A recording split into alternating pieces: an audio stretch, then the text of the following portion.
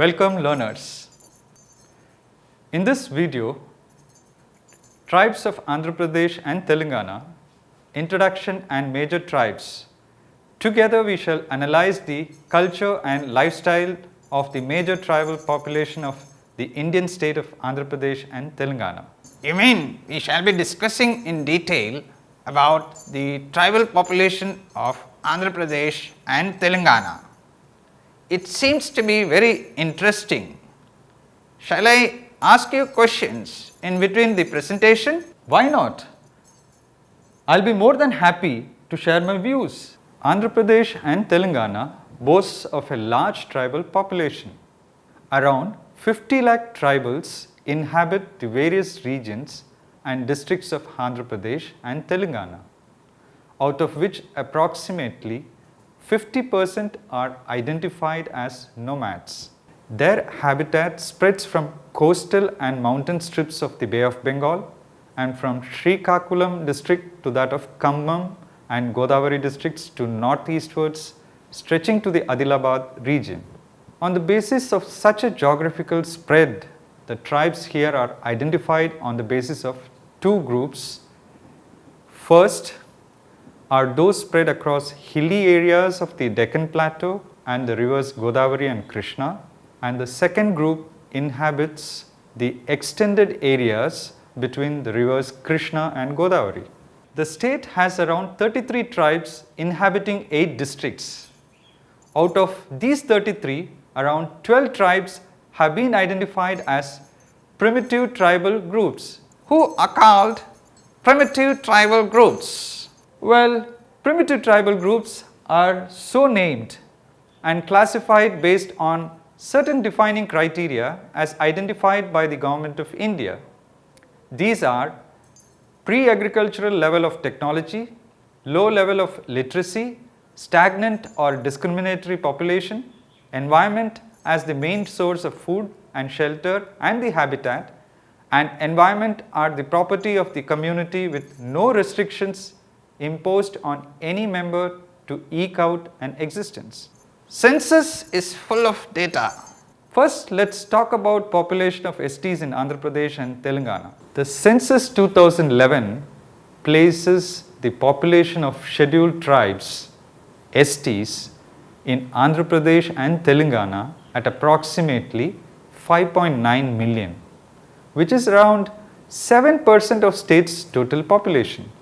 STs from Andhra Pradesh and Telangana form 6% of the total tribal population of India. At 17.79%, the growth rate of scheduled tribes in Andhra Pradesh and Telangana has been higher than the overall growth rate of the state at 10.98. Out of the 35 tribes found here, Sugalis are numerically the largest at 41.4% of the state's population. Approximately 88.4% of the tribal population in Andhra Pradesh and Telangana resides in rural areas, with Gond having the highest rural population at 97.6%.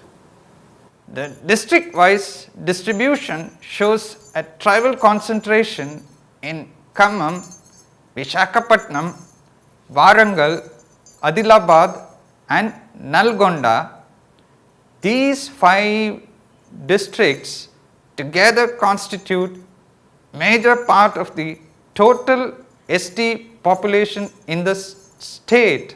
In terms of the tribal sex ratio, the census reports 990 females per 1000 males. This is less than the state sex ratio of 993 females per 1000 males. Census records note an increase in the sex ratio amongst the tribal population since 1991, when it was recorded at 960 females. The number of literates amongst STs aged 7 and above in Andhra Pradesh and Telangana account for 49.2% of the tribal population. This is an improvement since the 1991 census, when the literacy rate was noted at 17.1%. The highest literacy rate is seen amongst the Konda Kappas at 68%. The female literacy rate amongst the tribal population is low at 40.1%. It is indeed very disappointing. The work participation rate, WPR, or the percentage of workers to the total population amongst the ST stands at 54.2% as per the 2001 census.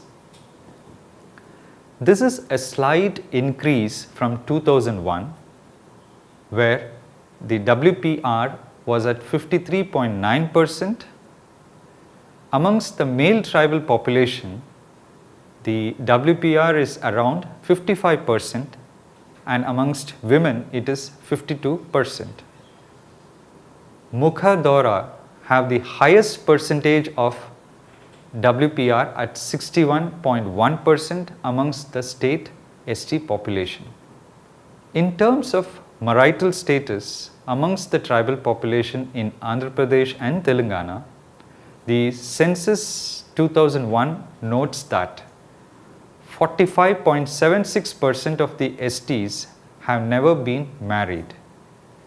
The currently married account for 48.60%, while 5.04% are widowed and 0.58% are divorced or separated.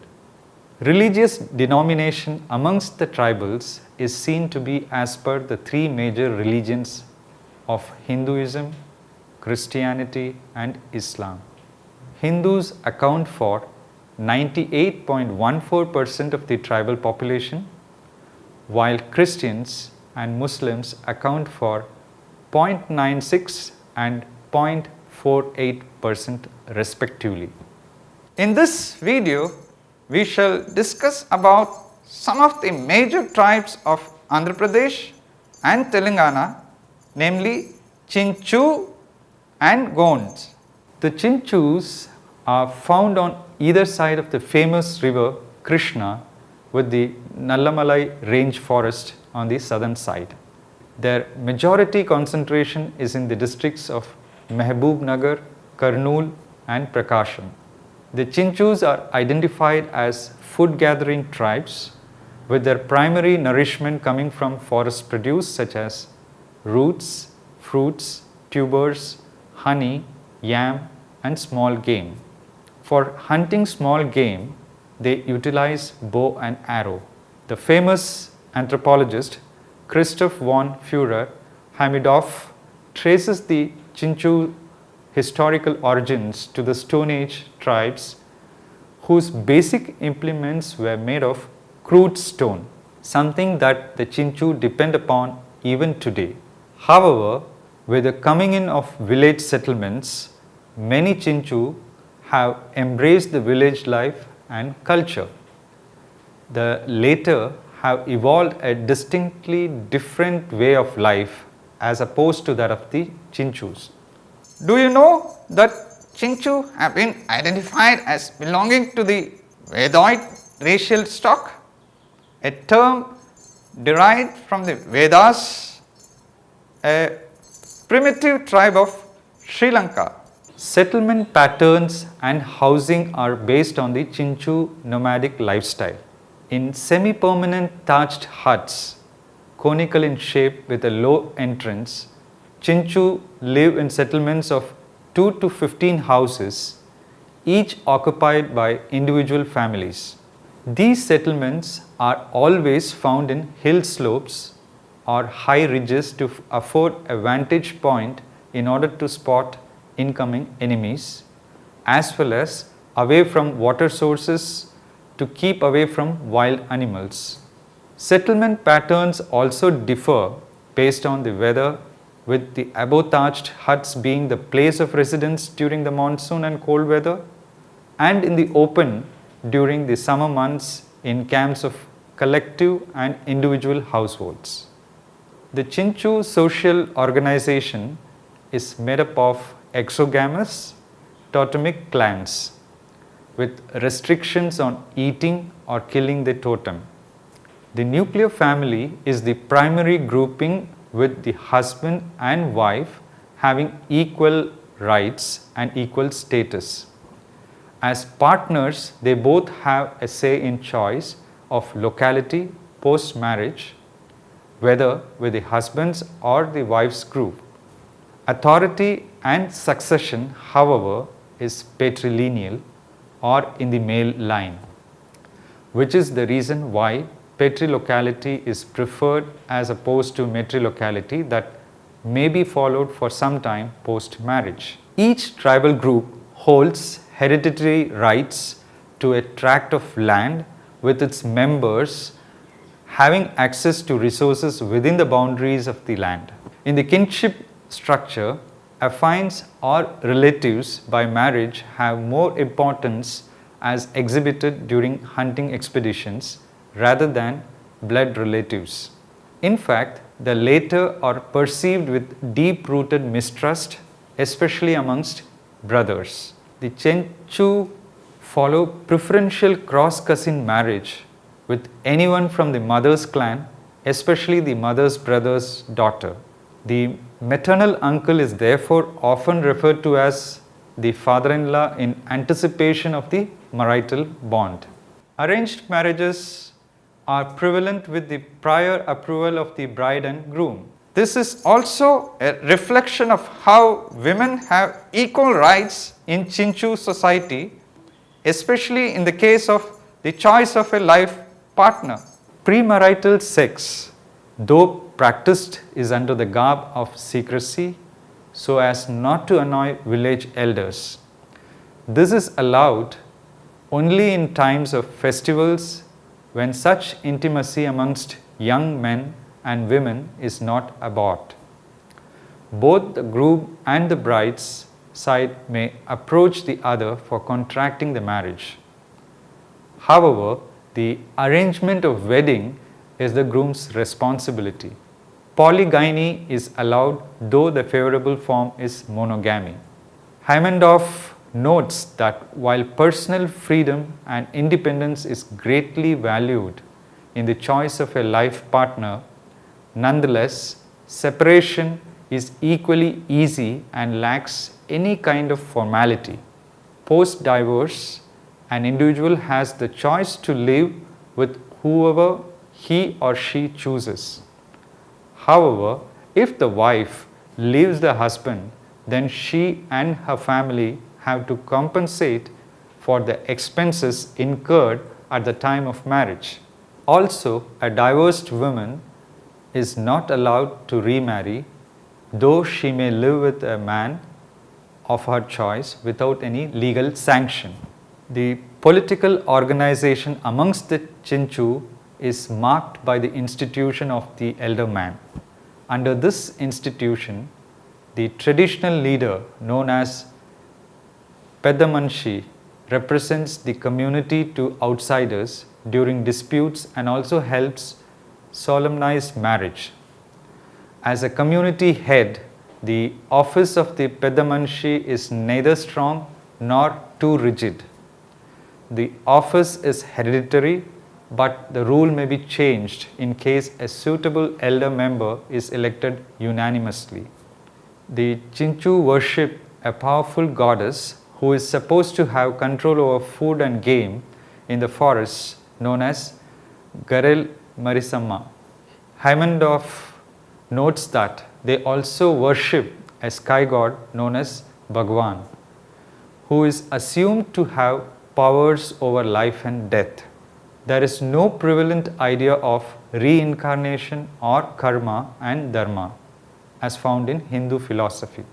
Instead, the concept of the life force or jeev is more prevalent, with the idea that on death, God takes away this life force only to return it later. The Chinchu traditionally practice burial of the dead. The other popular deities include Bhairav, the local god who is offered small game as oblations. There is an absence of religious festivals or elaborate rituals. Economically, the Chinchu lead a hand-to-mouth existence and are entirely dependent upon nature for subsistence. Changing seasons, therefore, are seen to impact Chinchu life to a large extent. The pattern of life rotates from hunting to gathering and vice versa. Hunting may begin as an individual enterprise, but then may develop as a communal exercise. Their diet is primarily vegetarian, consisting of a fruit diet, and the only game they can hunt for are hare, squirrels, and black monkey, with their primitive level of weaponry. Honey too is an important part of the diet. They are extremely adept at cultivating honey. The frugal diet that the Chinchu follows is reflected in the malnutrition that is chronic. Of late, Chinchu have begun to domesticate animals as well. Beginning with the dogs they take on hunting expeditions, to cattle such as cow, buffalo, and goat. However, most of the cattle are sold off due to extreme economic vulnerability. Fishing is another mode of subsistence that is restricted to the settlements near rivers or streams. I believe after knowing about Chinchu, we shall now discuss about Goans. As per the 2011 census, Goans were numbered at approximately 13 million. Majority of them are found in the state of Madhya Pradesh along with Andhra Pradesh and Maharashtra. In the later two states, they are known as the Raj Goans or Koitur in the Gondi dialect. In Andhra Pradesh, they are found in the district of Adilabad with some spillover from the nearby district of Bastar in Madhya Pradesh. However, as Hammondorf notes, the Gond population here too is by no means uniform. It is identified as being of the following main types. The Hill Marias inhabit the Abujmar hills in Bastar, practicing slash and burn type of agriculture. Over the years, they have shifted their habitation to suit the needs of plough agriculture, which they have picked up from contact with the non-tribal population. This has led to a move away from the hills. The Dandami or bison horn Marias, a name derived from the traditional headgear worn during marriage that is made out of wild bison horns, are more numerous than the hill Marias and are found in large parts of the southern Bastar area, including in the hills of Dantewada, forest lands of Bijapur, and Kutru, Sukma, and Konta regions. Amongst the Goans, they are more settled than the other subgroups. The Muriyas are found in the northern part of Bastar, an area famous for their institution of the youth dormitory, Gothul, which is also found in parts of the northeast. They have compact dwelling with spacious solid houses that are different from the other Gond tribes. The principal crop that they grow is rice, for which they practice settled agriculture on permanent land that is usually embarked and irrigated. Slash and burn is practiced on the hill slopes. The Muriyas are the most prosperous of all the Gond tribes. Lastly, the Koyas are largely concentrated in Andhra Pradesh and Telangana and are also known as the Dorla Koitur. They spoke the Gondi dialect until recently, wherein they have increasingly shifted to Telugu. Concentrated in the Khammam and Warangal districts, detribalization has progressed the fastest amongst the Koyas, with large-scale loss of land and the reduction of the tribals to tenancy and agricultural labor.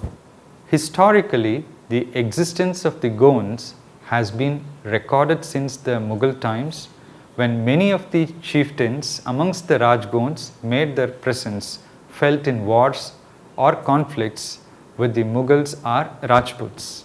Rajgons have never been known to live in isolation like other tribal groups. In fact, they were influenced to a large extent with the lifestyle of non-tribals. The Rajgons primarily practiced settled agriculture with plows and bullocks. Their social organization is marked by both vertical and horizontal stratification. Though the importance of hereditary ranks has declined with the decline of the chieftain amongst the Rajgons, exogamous patrilineal groups still exercise much influence. The social structure is based on the predominance of 4 phratries or tribal subdivisions, which are further divided into clans. Though of late the clans have been displaced, they still continue to have much influence during times of marriage and ritual. And each individual Gond clan is characterized by a lineage of pradhans, bards and chroniclers.